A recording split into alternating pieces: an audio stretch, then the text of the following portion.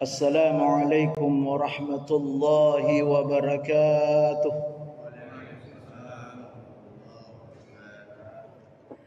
Alhamdulillah. Alhamdulillahi wa kafa. Wassalatu wassalamu ala nabiyyihil mustafa wa ala alihi wa sahbihi wa man iqtafa, amma ba'd. Hadirin kaum muslimin jamaah maghrib yang sama-sama dirahmati oleh Allah Subhanahu wa taala. Alhamdulillah, pertama-tama kita panjatkan syukur kehadirat Allah Subhanahu wa taala karena atas limpahan rahmat, hidayah serta taufiknya, sehingga pada malam ini kita kembali lagi datang ke rumahnya Allah Subhanahu wa taala untuk melaksanakan kewajiban-kewajiban kita selaku hambanya, dan sekaligus kita membuktikan cinta kita kepada Rasulullah sallallahu alaihi wasallam dengan mengikuti sunnah-sunnahnya. Salawat serta salam mari bersama-sama kita peruntukkan kepada junjungan Nabi besar Nabiullah Muhammad sallallahu alaihi wasallam. Hadirin jamaah maghrib yang sama-sama dirahmati oleh Allah Subhanahu wa taala, insyaallah pada malam ini kita akan lanjutkan kembali kajian kita, kajian tafsir Ibnu Katsir, dan kali ini kita membahas tafsir ayat yang kedua surat Al-Fatihah, yaitu Alhamdulillahi Rabbil Alamin. Pada pertemuan yang lalu kita sudah menyampaikan bahwa Alhamdulillah memiliki dua makna.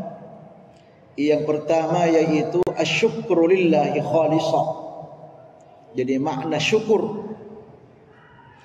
Kemudian yang kedua ats-tsana', makna memuji, jadi syukur dan memuji. Jadi ketika kita mengucapkan alhamdulillah, dua kandungannya itu, sebagai ucapan syukur dan juga sebagai ucapan memuji Allah. Itu intinya alhamdulillah. Dan juga kita sudah sampaikan mengenai memuji itu sendiri. Sebab secara umum dikatakan bahwa puji-pujian itu hanya untuk Allah. Puji-pujian itu hanya untuk Allah. Karena secara makna alhamdulillah, segala puji hanya untuk Allah. Namun ternyata ada dalil yang lain dalam hal ini dari hadis-hadis Rasulullah SAW menunjukkan bahwa ternyata memuji itu bukan hanya memuji kepada Allah Subhanahu wa taala, tapi juga ada ruang untuk memuji selain daripada Allah. Dalam hal ini memuji sesama makhluk, sesama kita ini. Jadi ada ruang dibolehkannya kita untuk memuji sesama kita. Akan tetapi di sisi lain ada juga larangan keras yang ditunjukkan oleh Rasulullah SAW apabila kita memuji.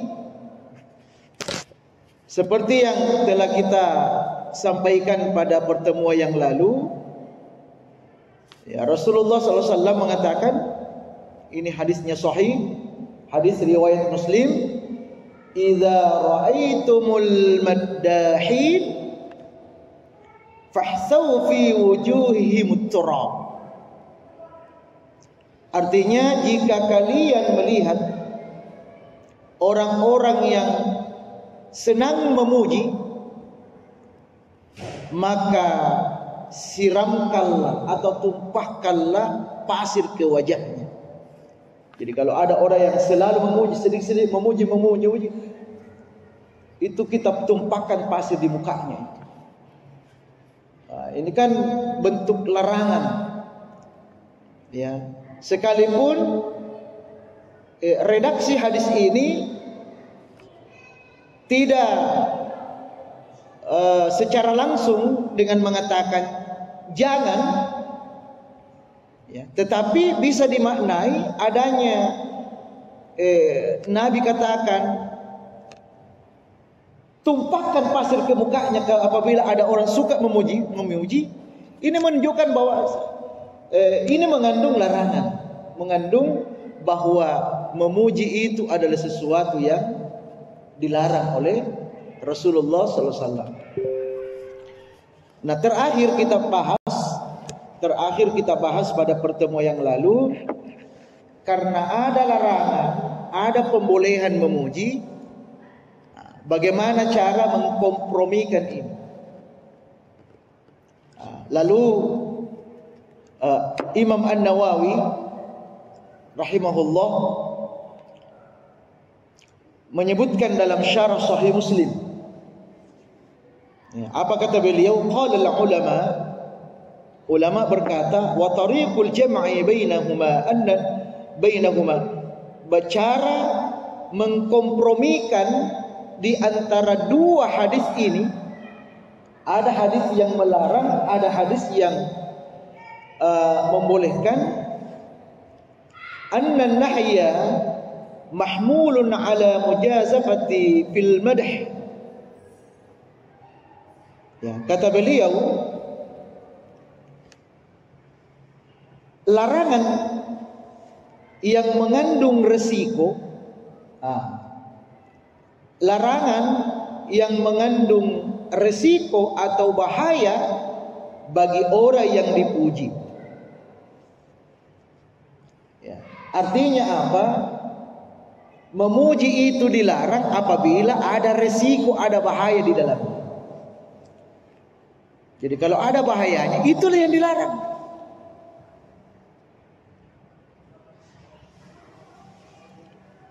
Kemudian dikatakan lagi oleh beliau, waziyaratu fil awsaf. Apabila dalam pujian itu disebutkan sesuatu yang berlebih-lebihan, ya, sehingga misalnya menyebutkan sifat seseorang terlalu memuji tinggi-tinggi, padahal tidak sesuai kenyataan. Ini juga dilarang. Jadi sudah dua. Ya. Pertama dilarang karena apabila mengandung bahaya. Itu satu. Yang kedua dilarang apabila berlebih-lebihan dalam memuji. Ya. Di mana kenyataannya itu tidak seperti.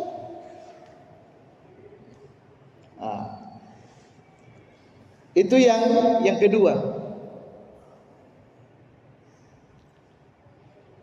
Yang ketiga, apabila pujian itu menimbulkan sifat ujub bagi orang yang dipuji. Ya, sikap ujub, sikap membanggakan diri, bahkan sifat riya, apalagi ditambah lagi dengan kesombongan dan lain sebagainya. Kata Imam An-Nawawi di sini, inilah penyebab sehingga memuji itu dilarang. Sehingga kata Nabi, kalau ada bentuk pujian seperti ini, siram pasir di mukanya. Ya, misalnya kita yang dipuji, tapi dia berlebih-lebihan, tidak sesuai dengan fakta. Nabi membolehkan kita siram pasir. Hanya saja di sini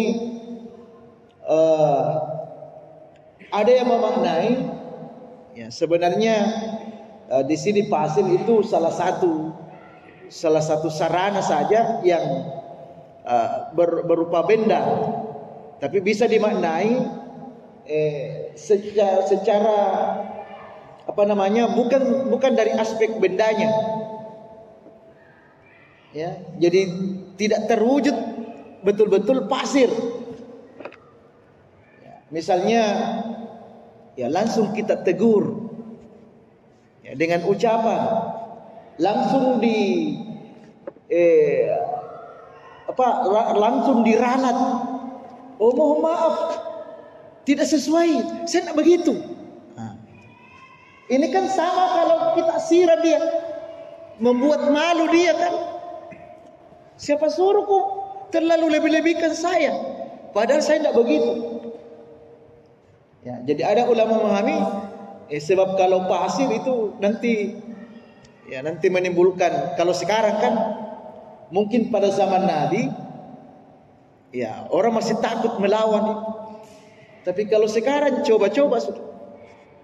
Ya, ketika dia bicara puji-puji lalu kita apa kau bilang itu? Pasti dia balas itu. Ini kok bodoh sekali. Saya kok puji-puji kamu, saya angkat-angkat kamu ini. Nah, akhirnya jadi ada dampak. Ya, jadi ada momen kalau dalam konteks kekinian tidak selalu pasir itu. Ya, langsung diinstruksi. Ya, langsung di-cut. Mohon maaf dan sebagainya. Nah, itu yang dilarang. Oleh karena itu, di sini beliau katakan, fala nahya fi madhihi fi wajhi idza lam yakun fihi mujazafah. Ya, kalau begitu tidaklah dilarang memuji di depan orang apabila pertama tidak mengandung sesuatu yang berbahaya. Tidak ada bahayanya, yang tidak menimbulkan bahaya bagi orang yang dipuji. Ya. Bal in kana yahsulu ya bidzalika maslahatun kan syatul khair, bahkan bisa jadi ada kemaslahatan. Ya, kalau tadi kan ada bahaya kan, tadi kan ada efeknya, efek buruknya ketika dipuji. Tapi kata beliau di sini, apabila ada orang dipuji tapi justru mendatangkan kemaslahatan, misalnya apa? Misalnya kata beliau di sini, lebih semangat dia berbuat baik, tambah semangat. Ya, misalnya lah menyampaikan bahwa ini kita punya orang tua ini tidak pernah alpa ke masjid ini, rajin ke masjid ini. Ini perlu kita contoh beliau. Kalau begini tambah semangat itu. Ini orang sudah tahu sama saya rajin ke masjid ini. Akhirnya dia tambah semangat untuk berbuat kebaikan. Ini kan memuji, tapi memujinya membuat dia semakin bertambah kebaikannya. Ya, minimal istiqomah dengan apa yang ya dipujikan kepadanya. Istiqomah. Tentu di sini dikatakan biasanya yang seperti ini yang berhasil ketika dia dipuji justru justru lebih baik amalnya, biasanya dia adalah orang beriman, orang yang bagus ketakwaannya, orang yang bagus ketakwaannya. Tapi kalau ketakwaannya diragukan juga, kembali kepada tadi, itu dilarang. Jadi bisa dia tambah semangat, minimal dia istiqamah dengan kebaikan yang dilakukan. Bahkan di sini katakan au al-iqtida'u bih, ya, bahkan bisa juga menjadi teladan. Ya, disebutkan apa kebaikannya seperti tadi. Ini kita punya orang tua ini rajin berjamaah, padahal beliau ini sibuk, beliau ini pengusaha, banyak urusannya. Tapi kalau urusan sholat berjamaah dia tidak pernah alpa. Perlu kita teladani. Jadi bisa menjadi teladan. Ya. Dia saja banyak kerjanya, banyak urusannya, bisa ke masjid istiqamah berjamaah. Kita ini urusan sedikit-sedikit saja. Masa kita kalah dengan orang tua itu yang notabene dia juga sibuk dengan urusan dunianya, tapi dia tidak pernah alpa salat berjamaah. Ya, jadi bisa menjadi motivasi dan juga bisa menjadi teladan. Inilah yang cara mengkompromikan, bisa mengkompromikan hadis-hadis yang melarang dengan hadis-hadis yang membolehkan itu.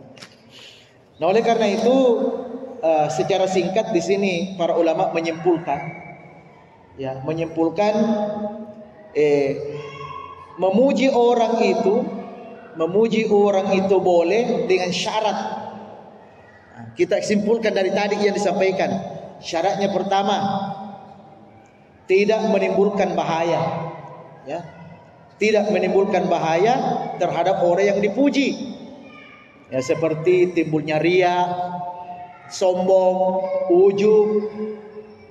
Kalau tidak menimbulkan semua itu, boleh kita puji.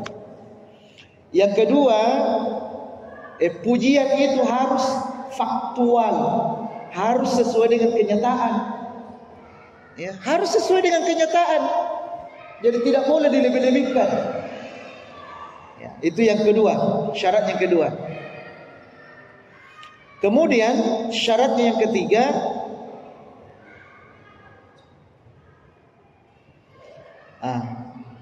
pujian kepada orang yang suka menyombongkan diri atau merasa kagum kepada dirinya sendiri, itu jangan dilakukan. Kalau kita sudah tahu dia itu orang sombong, kalau kita tahu dia itu orang sombong, tak usah kita puji-puji dia. Kenapa? Nanti tambah kesombongannya lagi. Tidak perlu, Pak. Jadi kalau ada orang kita di sini begitu sifatnya, orang sombong, tidak perlu. Ya, tertutup baginya untuk dipuji itu. Itu syarat. Kemudian yang terakhir, ini kesimpulannya dari tadi, dari apa yang disampaikan oleh Imam An-Nawawi. Beliau katakan bahwa jika pujian itu sifatnya memotivasi, ya, jika pujian itu sifatnya memotivasi, menjadi teladan, dijadikan sebagai suri tauladan, maka itu semuanya dibolehkan untuk kita memuji. Hadirin yang dimuliakan oleh Allah Subhanahu wa taala. Kemudian selanjutnya Imam Al-Ghazali dalam kitab Ihya Ulumuddin-nya menjelaskan bahwa pujian itu memiliki dampak negatif atau memiliki dampak yang membahayakan, baik bagi orang yang memuji maupun orang yang menerima pujian. Beliau katakan ada bahaya yang ditimbulkan. Jadi ada 6. 4 bahaya yang ditimbulkan bagi yang memuji. Nah, maka hati-hati kita. Ya, hati-hati kita. Kalau tadi kan yang kita bicarakan ini adalah orang yang dipuji. Nah, bagaimana dengan orang yang senang memuji, yang suka memuji? Ya, kata Imam Al-Ghazali ada 4 bahayanya. Dan orang yang menerima pujian ada 2 bahayanya. Ini perlu betul-betul kita ketahui ini, ya, sehingga nantinya ketika misalnya saat ini, misalnya ini kita tipe orang yang suka memuji, maka harus hati-hati dengan 4 bahaya ini. Atau yang kedua, kita ini tipe orang yang suka dipuji, maka hati-hati kata Imam Al-Ghazali. Bagi orang yang suka dipuji ada 2 bahaya. Nah, sekarang apa saja bahaya-bahaya yang diterima itu? Pertama, bagi orang yang memuji, orang yang senang memuji, pertama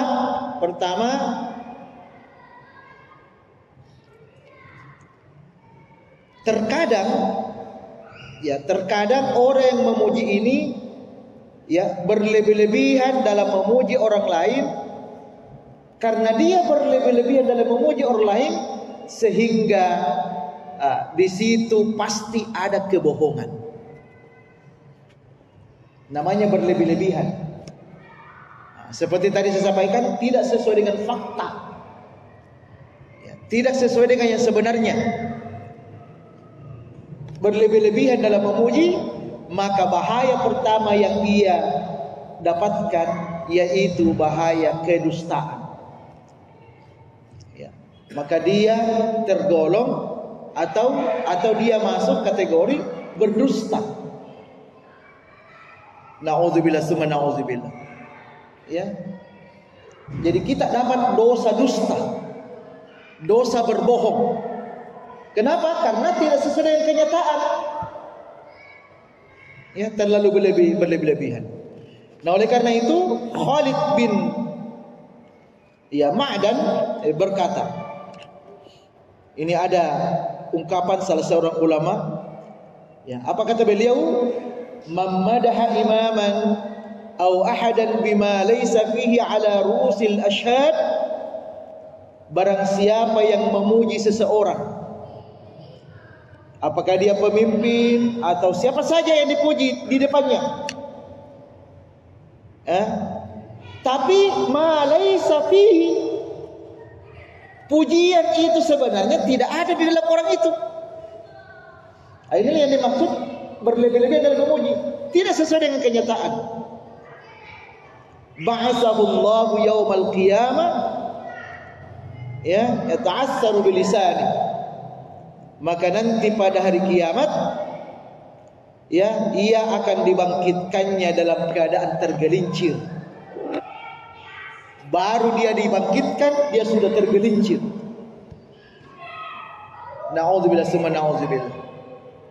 Ya, jadi tidak perlu jaga lidah kita ini.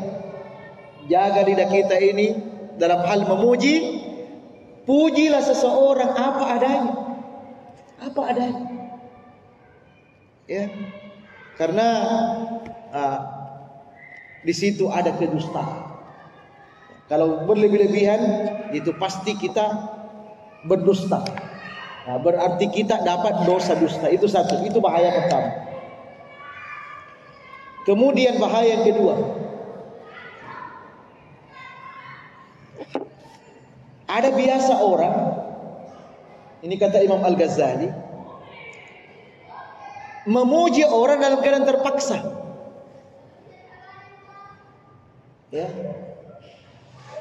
Mungkin karena dia sudah ada tugas, ternyata ditugasi memuji orang yang dia tidak suka.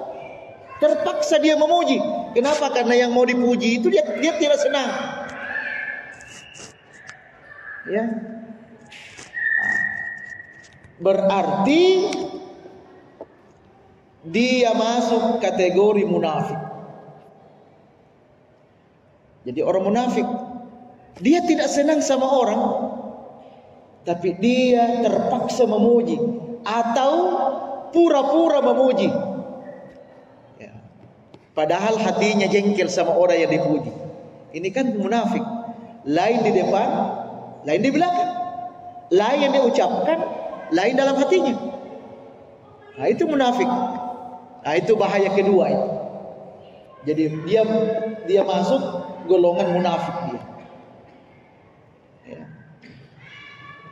Jadi kalau ada seperti itu, ya kita terus teranglah, terbukalah kepada orang yang menyuruh kita untuk memuji, mohon maaf. Ya, bukannya saya tidak mau. Itu orang itu tidak suka. Masa saya mau puji-puji dia? Ya. Lebih terhindar. Kita tidak dapat job saat itu. Misalnya nih job ini, kita tinggalkan saja karena ini bagian dari kemunafikan. Kalau saya lanjut ini, maka saya dicap sebagai orang munafik. Nah, itu bahaya kedua. Kemudian bahaya yang ketiga. Ini hampir sama dengan yang pertama tadi, ya, yaitu mengucapkan sesuatu yang tidak sesuai dengan realita,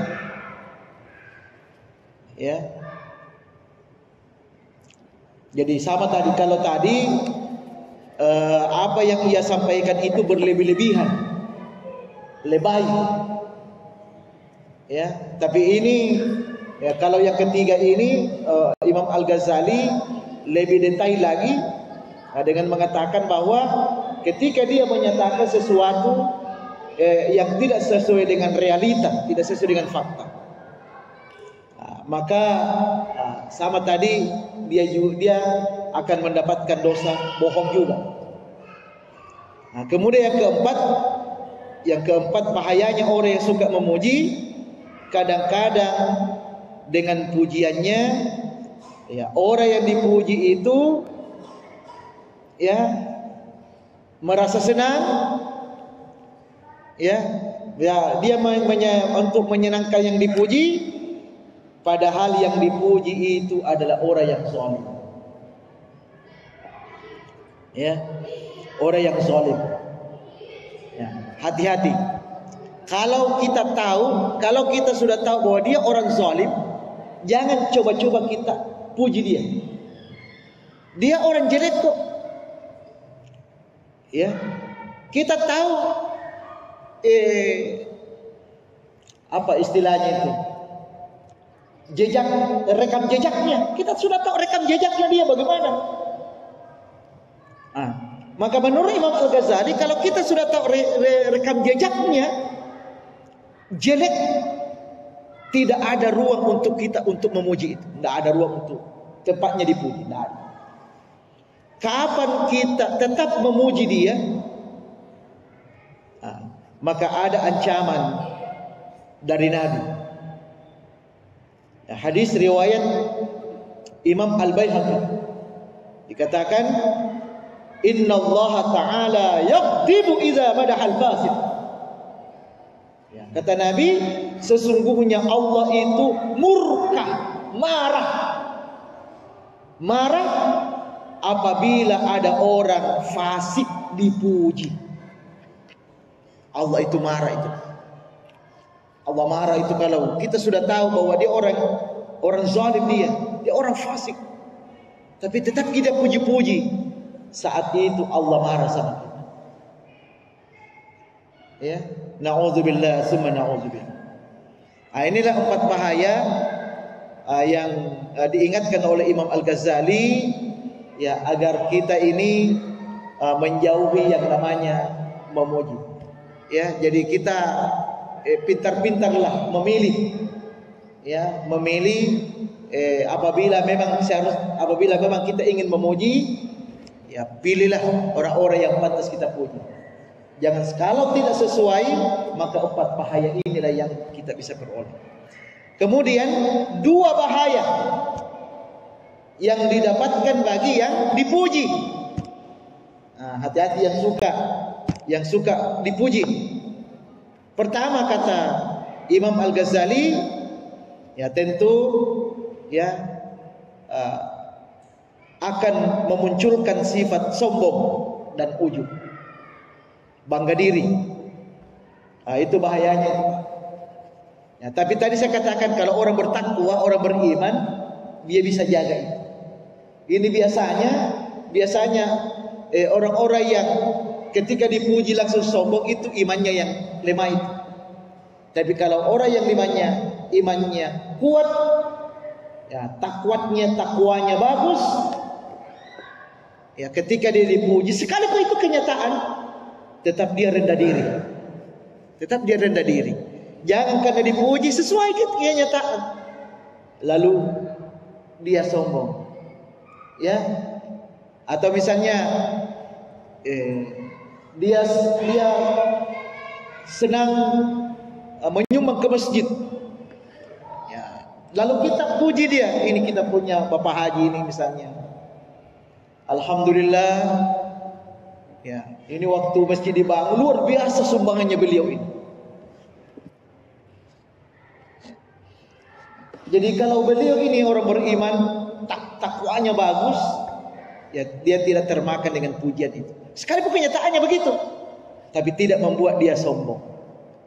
Bahkan dia bilang, itu bukan uang saya, itu titipan Allah, itu uangnya Allah semua itu. Dia merendah, Pak. Ada Pak, itu ada terkenal ini, ya ada di Entrop itu. Dia selalu bilang gitu. Ini bukan uang saya, ini punyanya Allah semua ini. Padahal dia sedang berbagi.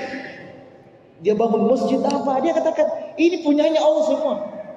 Jadi tidak membuat dia sombong, tapi semakin tawadu dia. Ya kalau orang beriman, ya ini biasanya masuk dalam bahaya ini orang-orang yang imannya lemah. Kemudian bahaya yang kedua, dengan dipuji kebaikannya. Ya, ini biasanya kan kalau orang dipuji, dia senang, bangga, puas. Karena dia sudah puas, bangga dengan pujian itu. Inilah yang membuat dia lengah. Ya, lengah. Akhirnya ibadahnya itu menurun.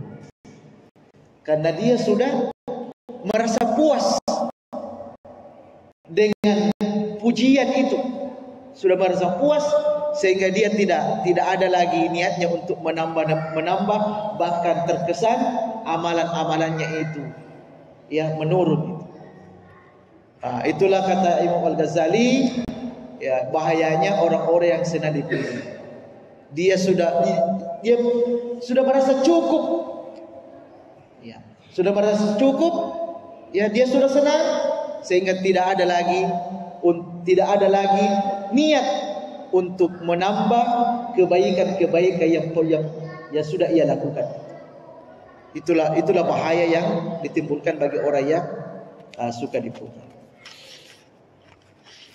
Oleh karena itu,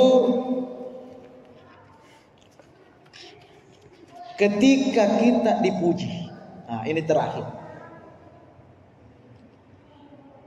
Ketika kita dipuji, di sini kan ada Imam Atha'illah.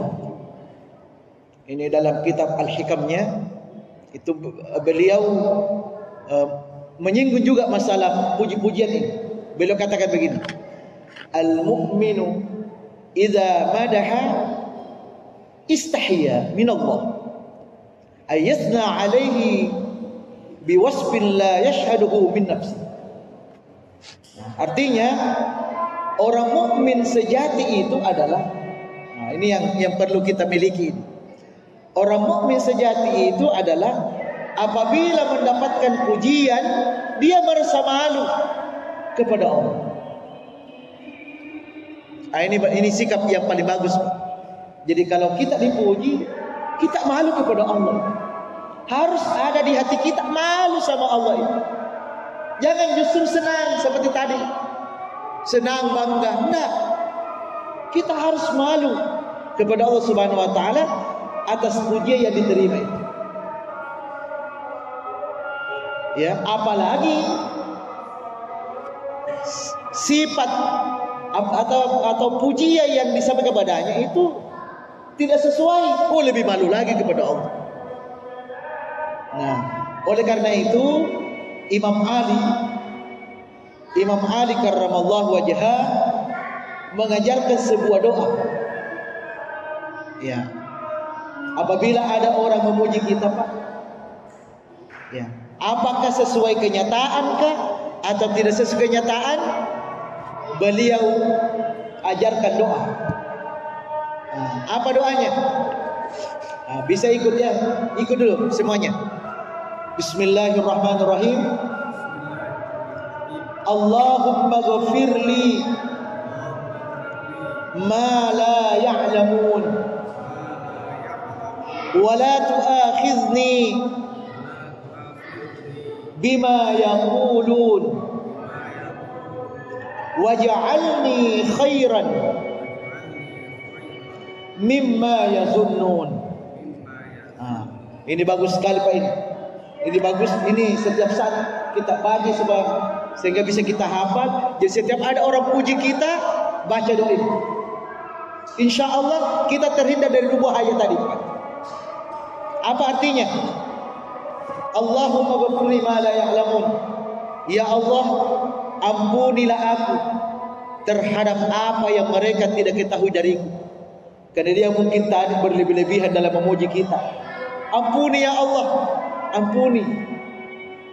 Yang kedua, ya Allah, janganlah engkau menyiksa diriku dengan apa yang mereka katakan, karena tidak benar itu. Ya, jangan siksa saya gara-gara dia memuji saya berlebih-lebihan.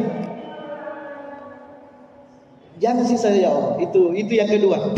Yang ketiga, waj'alni khairan mimma yazunnun. Ya Allah, jadikanlah diriku lebih baik dari apa yang mereka sangkakan.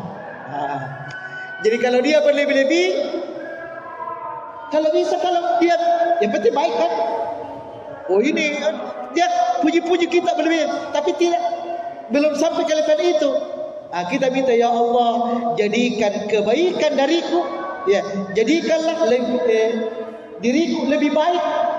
Jadikanlah diriku lebih baik daripada yang dia sangkakan. Daripada dia lebih-lebih, ini kalau menyumbang, wah tidak, misalnya dia tidak pikir-pikir, padahal kita masih pikir ini. Kalau beliau ini tidak pikir-pikir itu, yang penting dia sumbang air supaya bisa lebih dari itu. Betul-betul kita maksimalkan ketika memberi. Kata Nabi, kalau perlu memberi, tangan kanan memberi, tangan kiri tidak tahu. Ini kan tidak pikir-pikir lagi ini. Inilah kajian kita pada malam ini, dan doanya saya sudah tulis. Ini kita tinggal bagikan saja. InsyaAllah mudah-mudahan cukup ya.